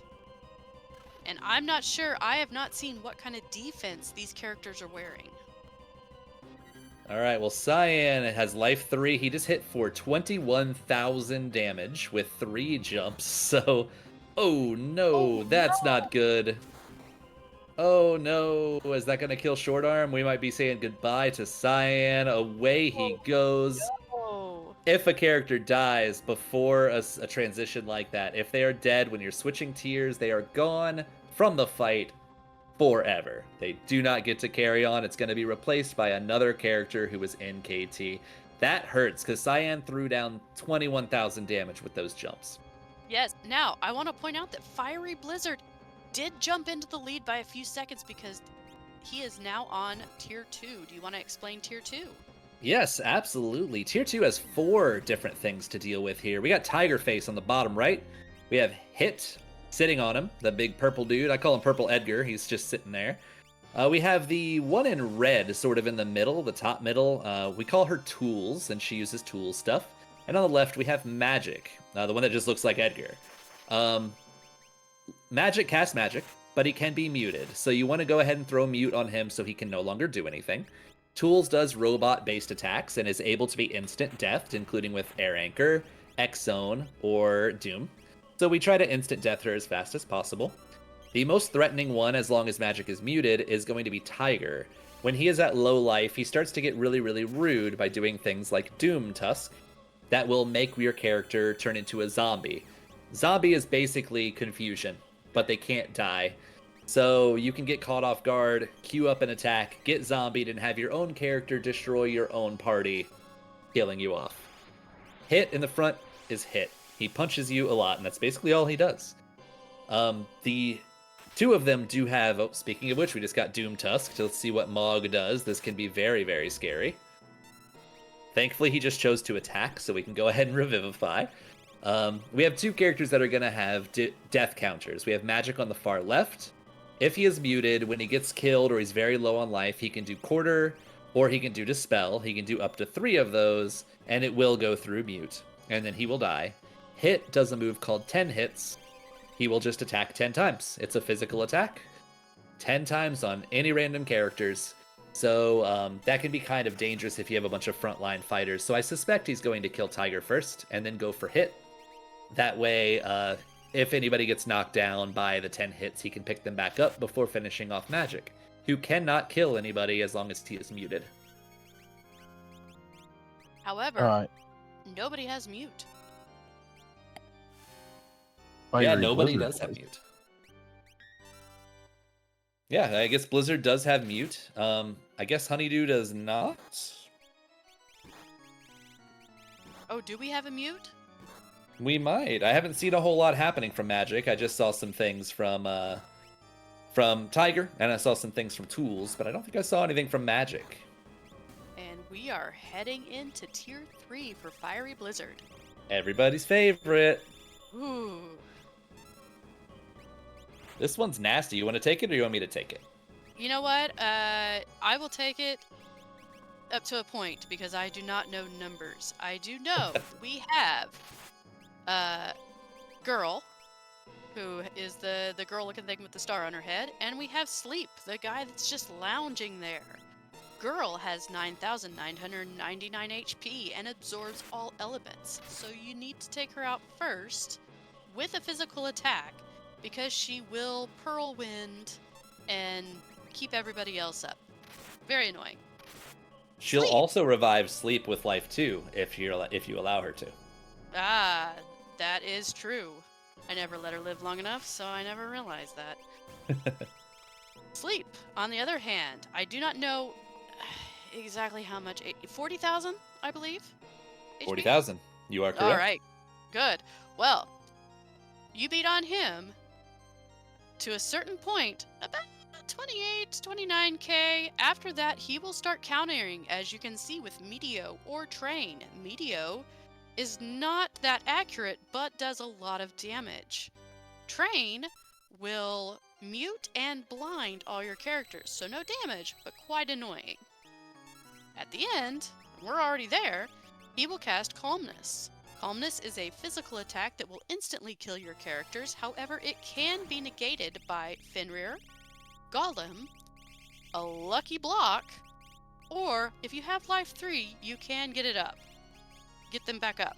Now sometimes people can vanish and it will miss that way, but that is pretty risky with those Meteo counters.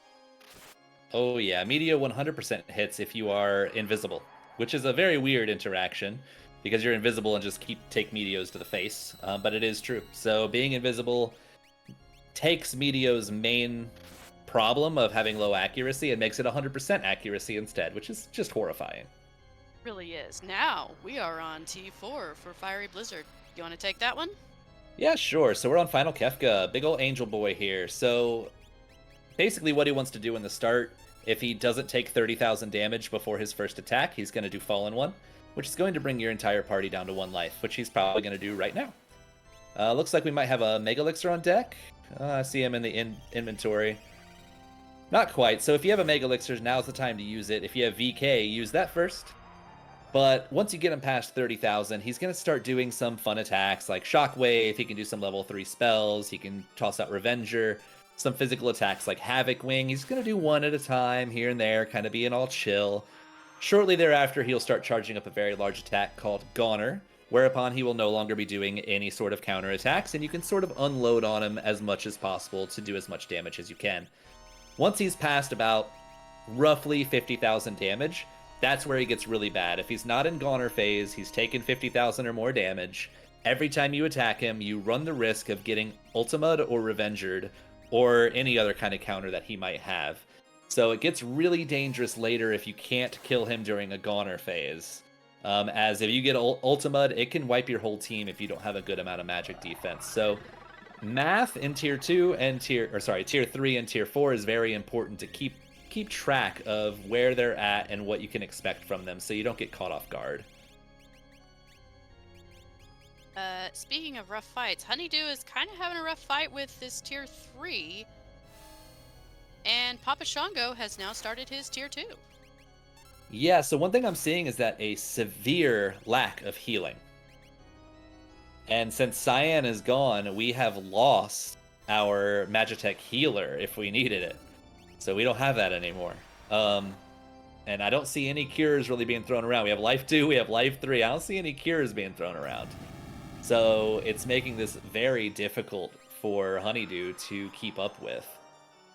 Oh, and those Dooms condemned is hurting. Yeah, he's holding off to make sure. Well, I don't is Mog even necessary to keep? I guess he is. So yeah, he's gonna get him back up, and this is very difficult. Are we gonna see some shield strats? We are. By the way, FieryBlizzard with the win. 123-15. Final Kefka goes down. GG's in chat, everybody, for FieryBlizzard. Coming in from behind and sprinting to the finish. That was incredible. And it looks like HunnyDoo does make it through. It was a rough time of it, but he does get through with Celis, Mog, and Gao. So we should be okay here. And we're probably going to be hearing from FieryBlizzard here shortly if he's interested in an interview. Once he's in here, we'll make sure to Speak of the devil, here we have FieryBlizzard. Welcome in and GG on your victory today. How are you feeling? Well, that was real close to disaster, but Umaru got on the screen at the very end, so I know DrinksGlue is happy about that. There's a lot of Yetis in the chat right now from KnuckleyKong. He's very pleased by that finisher. I thought I was slightly outside the range for that train Medio combo, and apparently I was not. So yeah, Umaru got his screen time most of the seed, for sure. That's what happens when you last location character 4 and then, well, 4 and 5, I guess? Yeah, how about that? How did that feel, having to deal with all that and the rather insane routing of this seed? I mean, if it was basically anyone but Cyan having Magitech, I'd probably find Mog a lot earlier, but Mog was a trap anyways, and then I'd probably still last location Opera House. So I feel like it's really tough if people are going to get a character from Magitech, which they probably do before Opera House. It's really tough to then go to Opera House, so I felt like most people probably last location character 5. I'd be surprised if they didn't. I believe most people did, yes. Yeah, it's just so tough if you get a character from Acella's check. Everything else is just faster. It's hard to commit to a second one. So, and then Pulti there. So if you try to do it early, I mean, you have an ice shield, but it's still very suspect, I feel. So, it did feel like the seed could have been a lot faster, but it's hard to route that without knowing. It really is. I'm going to interrupt you real fast. We're going to give a quick GG's to HunnyDoo, coming in pretty close behind FieryBlizzard here with a time of 1 hour, 24 minutes, and 52 seconds. Very close race. Now, this seed was pretty low offense, Fiery. So what was your sort of... your playbook here with a seed like this, where a lot of the bosses were really nasty early and the offense was pretty middling? I don't know if I would agree with that. It's interesting because the ammo weapons don't work really that early, but Yeti can carry some, and then I think even Magitech on a Cyan with 25 magic isn't too bad to start off with. It was just a lack of bosses that were giving EXP and just quickly outscaling it, especially once I ran into Vargas in Search the Skies. Like, I was hoping to take the dragon one little bit earlier. But I mean, you had a strength +2 esper from the beginning. Finding a Valiant Knife and then finding a second Valiant Knife and having Cyan wield that HP +100 for the entire time was very lucky. I just chose the right person. I'm just hoping that there wasn't a Katana Soul in the Yeti's cave, because I just completely sort of muscle memoried past that chest. There was 100% a Katana Soul in Yeti's chest, yes. Okay. Yeah, that probably would have saved a lot of time. Well, I mean, you already won. Did you have to win more? I mean, it would have been nice to show off the offering. It probably would have saved, me trying carelessly to math and then losing my Cyan at the end anyways. Oh, yeah, you're right. Missing that Katana Soul meant that Yeti showed up at the very end. So, you win some, you lose some. Sometimes you gotta throw in the fan service. PapaShongo finishes his T4 at 127.36. Now, Dweia, do you have any questions for FieryBlizzard before we get some words from HunnyDoo over here? You really covered it. My main one was just that character hunt. Yep, that was the big thing. I am not a fan of those type of seeds where it's almost putting you through a hallway and there's no real option. You're probably going to Magitech just because you have a Magitech command before Opera House if you're last location and character somewhere. And then if you follow that out, then you still got to do Opera House because you're guaranteed to have to go through that. And then just to see that kick off the Gao, it's just like, are you really doing this? Are we really just going to go through a hallway of checks where everyone's going to do the same checks across the board? So, it happens. It's not my favorite type of seeds to play, but everyone's playing the same seed unless you are very lucky or very unorthodox with your routing, you're probably all going to play about the same. Absolutely. Rando is gonna rando. Yeah, I agree. Well, that's all I got for you, Fiery. Any last words for Fiery Dweia? Well, actually, I just want to ask, are you ready for UL7? Is anyone truly ready for UL7? Ooh, that is a good question. Where are you Okay. headed this season, anyway? So I was in Tonic last season, so I'm in Potion this season. Oh, good. So I don't have to go against you. You're pretty damn good. So Yeah, I was thinking you were Elixir. There are a lot of people that are coming up in Potion that put on quite a show in Tonic. Yeah, you know, so you must Tonic be B from was very... Free Enterprise. Yeah, I mean Career Day, then Free Enterprise, so I came in with that wave probably a little bit later, and then but yeah, it's been fun. I I don't particularly want to go back into my Tonic B group last season because that was definitely a high level Tonic group. But we'll see where I get put in Potion, and you know, as long as it's a lot of fun, and if it's competitive, I'll be happy. So, looking I don't forward think you have to to it. worry about. I don't think you have to worry about that with all the FE folks heading up to Potion this season. So you'll be just fine.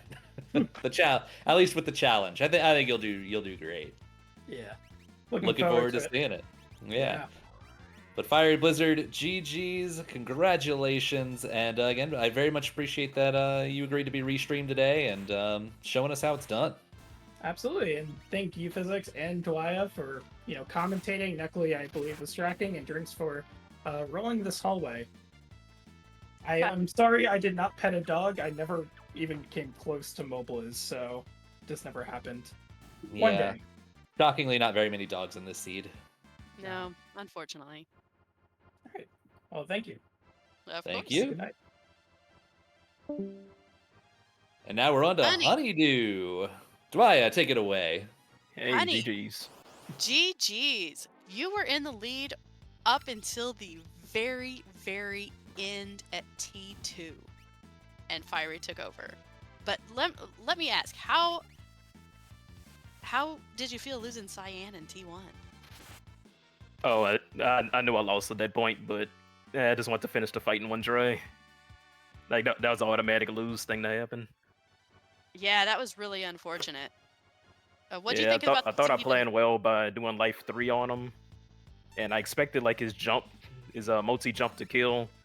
And if my maths are right, he lived with, like, less than 100 HP. So I just queued up another attack right quick trying to go, and then he took a turn, and I lost the 1 in 4 roll, hit Cyan, didn't parry the hit. GG. Yeah, that was just unlucky. What did you think about the character hunt? Kind of blame myself for not finding a character right away, because with the starting characters we had and the starting abilities, Opera first was the play, but I was too scared to make that play. But that was the optimal route, I think. Like, even if it would have just been a Magicite there. But I was too scared to make that play, so I went for safe checks and ended up missing that character because of it. Well, you ended up being the first one to hit that character, so it worked out that way. But yeah, the bigger problem was I never found warp stones, and like that led to so many problems.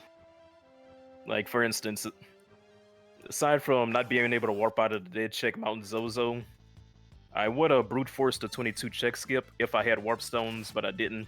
And if I would have brute forced the 22 check skip, I would have found a Katana Soul, because I would have had to use Jetty to get the last bit of kicks. Like, I would have went to World of Ruin North and got 4 checks, then went to Opera Dragon and got the 5th one to get from 17 to 22. But since I didn't have warp stones, I couldn't do that. Yeah. Well, I think PapaShongo is the only one that found that offering so far. Yeah, that was I was happy with the power in the seed. Just had a few things that inconvenient here and there. Yep. Yeah, wish I would have had better luck at the end, but overall it was a neat little challenge in seed. Challenging to find out how to go fast, and I think I handled it okay for the most part. Oh, absolutely. It was a great race. Physics, you got any questions? I don't really have any questions about the seed in particular, but I will sort of follow your lead on the last one. HunnyDoo, you ended Elixir B #1, moving on to Mega Elixir. So the big question on everyone's mind is, how are you going to beat Falcon Hit? I wish I only had to worry about beating Falcon Hit. I gotta beat Gar, I gotta beat DrinksGlue, I gotta beat Fred, I gotta beat Victor. I gotta see who's all in that division. I'm already not looking forward to opening that page on day 1 and seeing who all I gotta fight, but it's gonna be some chaos. Don't get me wrong, I'm extremely worried about Falcon Hit, but it's monsters everywhere. I'm gonna tell you right now, I don't know who's winning. Falcon Hit's not winning this season. I'm calling it now. He is not winning this season. Oh, Golden Shocker. How did I forget about Golden Shocker? Yeah, you got Golden Shocker to deal with too, and he was nipping at the heels of Falcon last season, and he's been playing like an absolute demon lately. So, do you have any sort of tactics you're hiding from everyone that you're going to bust out at the beginning of Ultros League? Only if I find it out between here and November, because today I don't got nothing. All right, yeah, fair enough. I mean, it's gonna be a slog in there. I'm looking forward to watching your races, but yeah, good luck. I do not envy you. Yeah, it took me over 1.5 years to get in the Mega Elixir, so hey, now I got my chance. See if I sink or swim. But it's gonna be some good fun races, and it's been nice to be able to make it this far in this this tri-yearly league. Well, it is going to be so fun to watch, and I can't wait. Yeah, definitely looking forward to it. But up until then, I'm taking you all race challenges any day. Just hit me up on Discord when you see me on. I'll race anybody anytime. Let's do it. Love to hear it. I might take you up on that offer. But HunnyDoo, thank you so much for agreeing to be restreamed today and showing us all the moves that you got that you're bringing over to Mega Elixir. It was a pleasure to watch. I do appreciate it. Hope you have a good rest of your day, and we'll catch you on the next one. Yeah, thank you, and GG's to FieryBlizzard. He might be the best all-around RPG randomizer speedrunner in the world, just with how many games he's good at. So huge shout outs to him. I have huge respect for that player, and hope he does well in Potion, because I know he's gonna be in Mega Elixir in no time. GG's to Fiery for winning. And thank you guys for hosting the race and commentating. Of course, looking forward to commentating another one with you. Yep. GG's. See you later. Next up, we got ourselves PapaShongo. Congratulations, GG. How you feeling after that run? That was a pretty weird one.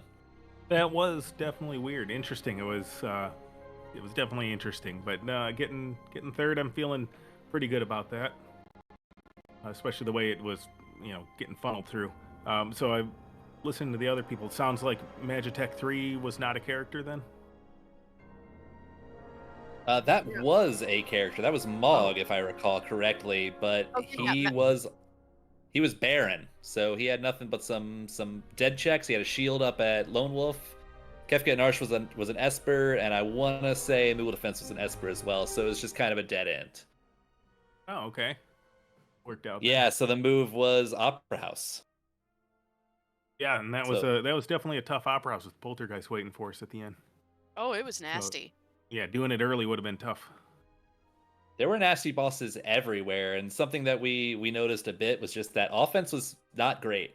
There was some VKs, and there was, of course, a late Atma weapon with a +2 strength Esper available, but it doesn't really help you early. So what was sort of your game plan getting started? Well, I wanted to take some extra grind fights before scaling got too out of hand, since the team wasn't real great. I mean, there was the Magitech Cyan, but his magic power is always so terrible. But then he could wear the VK, so I'm like, I'm not going to bother with the Magitech. So, and then we couldn't find earrings either.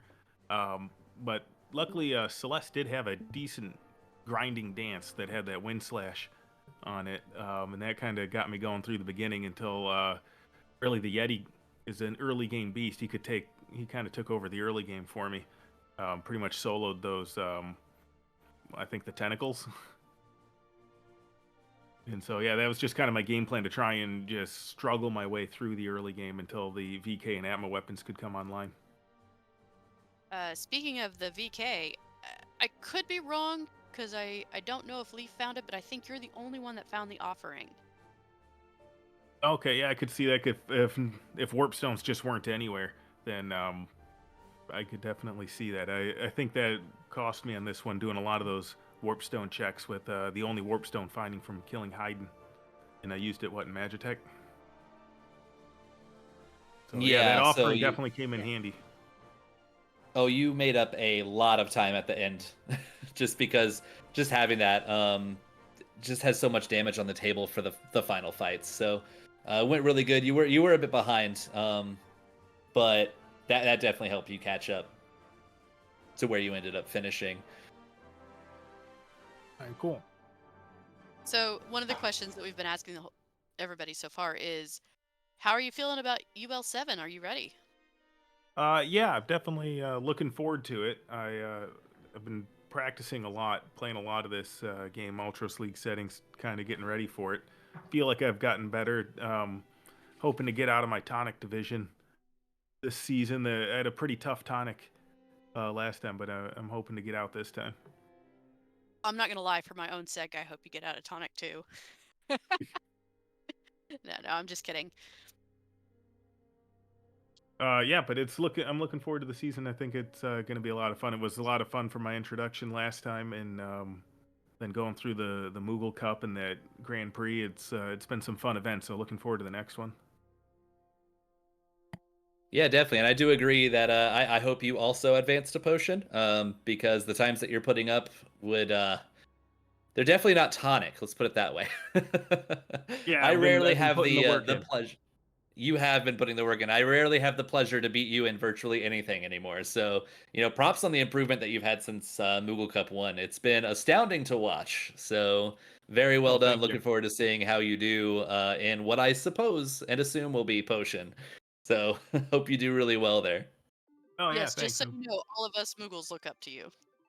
Oh, well, And want to I appreciate that. I'm glad you guys are doing the Moogle Cup, and is a great learning spot, and it really helps with all those mentors, getting you kind of the mindset on how to improve and how to do a race, go fast in this randomizer. Yes. It definitely puts everybody on the fast track, So, like I mentioned, we've mentioned it a couple times on stream. If you're interested in playing this randomizer, you don't have to necessarily join Moogle Cup, but even if you just get a mentor for a couple runs or something, it can really fast track your ability to race this randomizer. Oh yeah, for sure. Just once or twice even just really helps, just to kind of give you a starting point. 100%. Even just a VOD review can really give you a lot of food for thought on how to improve on future runs. But yeah, that's all I got. Dweia, any parting words for PapaShongo? No, just GG's and thanks for racing. Yeah, thanks for having me on the restream, guys. Thanks for putting it on. It's always fun. So, till next time. Very well done. Look forward to losing to you again in the future, my dude. Yeah. Same here. Have a good one. You too. Leaf. Dweia, I'll let you open it with your fellow Moogle here. Go for it. Leaf, my fellow fluffy Moogle. How are you feeling? You had a rough run.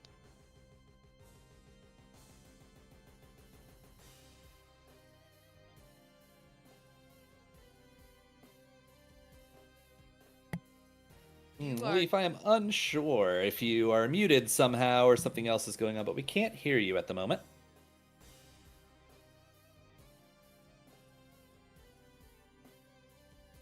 We'll give them a moment just to take a look and see if they can get that worked out. So in the meantime, let me just bring back up. We do have Ultros League 7. Currently, signups are open over at ultrosleague.com. It will begin on Saturday, November 2nd at 2 p.m. So you want to make sure to get your sign-ins in before then. But I do think Leaf has popped in here. Leaf, how you doing? Testing? Oh, there you are. Okay, Discord changed my sources when I unplugged headphones earlier this week. Shame So- on you, Discord. Oh, there's something good in the Coliseum. Okay, you had a really... you had some rough spots. How are you feeling, man? Early game did not want me to get out of this game. No, it did not. I think there was tentacles. Then there was Tentacles, Poltergeist, Atma, Funbaba.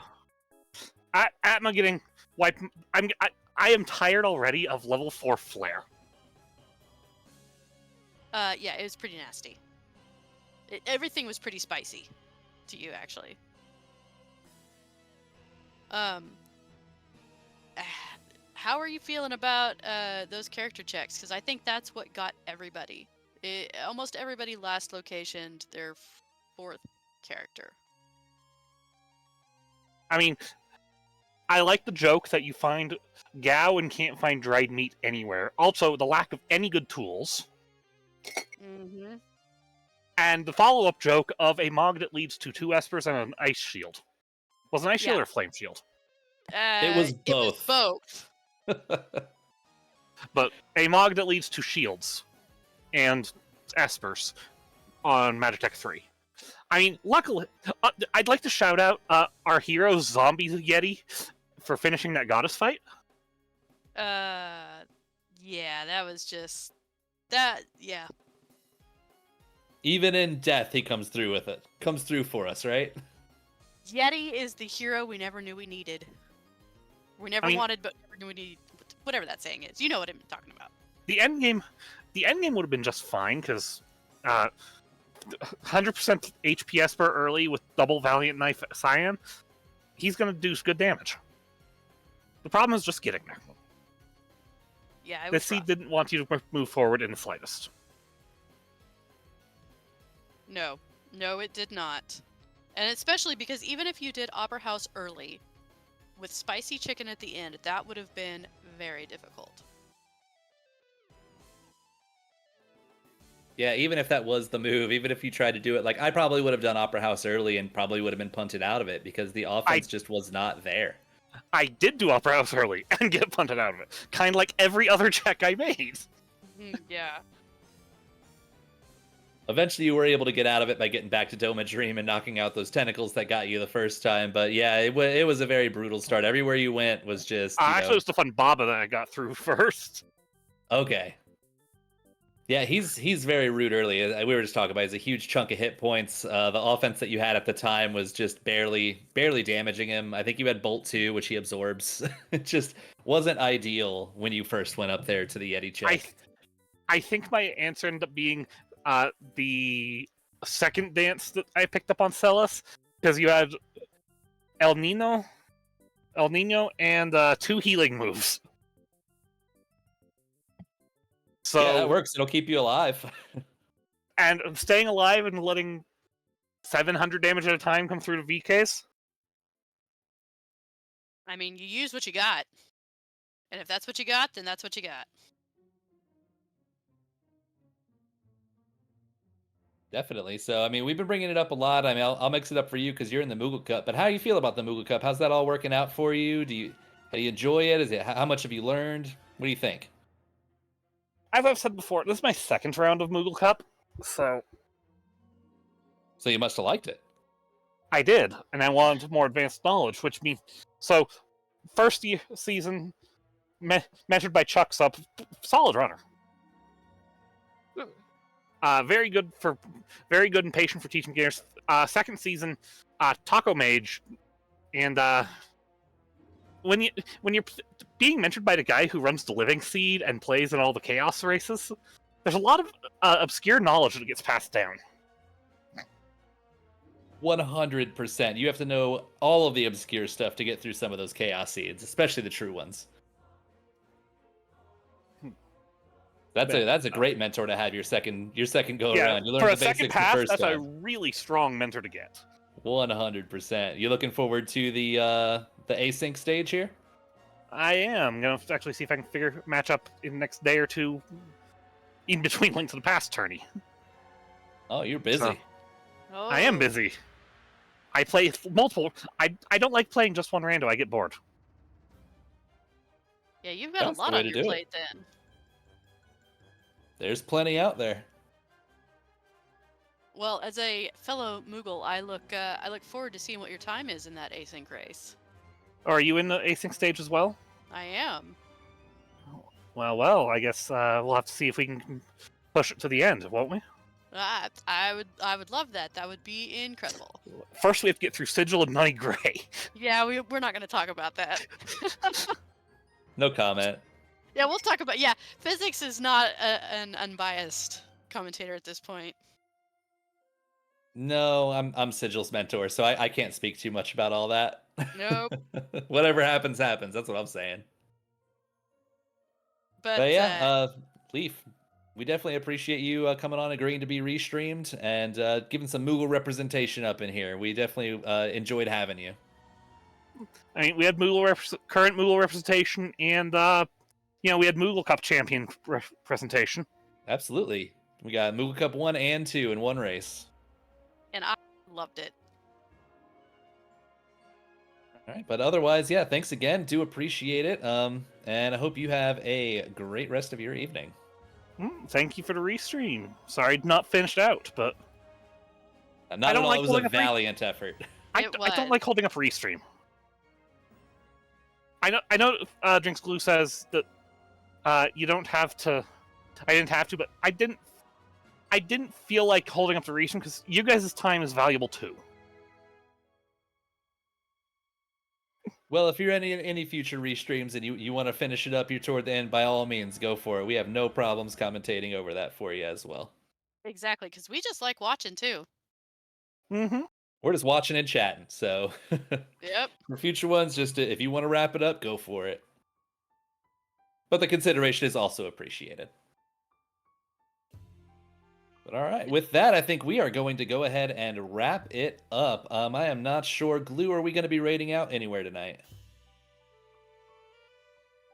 Ooh. All okay. right, so we are going to go raid out to Sigil. He is also in the async phase of Moogle Cup 2, so we're going to go check him out. If you are in the Moogle Cup, in the async phase that's going on right now, there will be a spoiler alert, so go ahead and head out now. As of one more reminder before we head out of here, we do have Ultros League 7 beginning on November 2nd at 2 p.m. Eastern Time.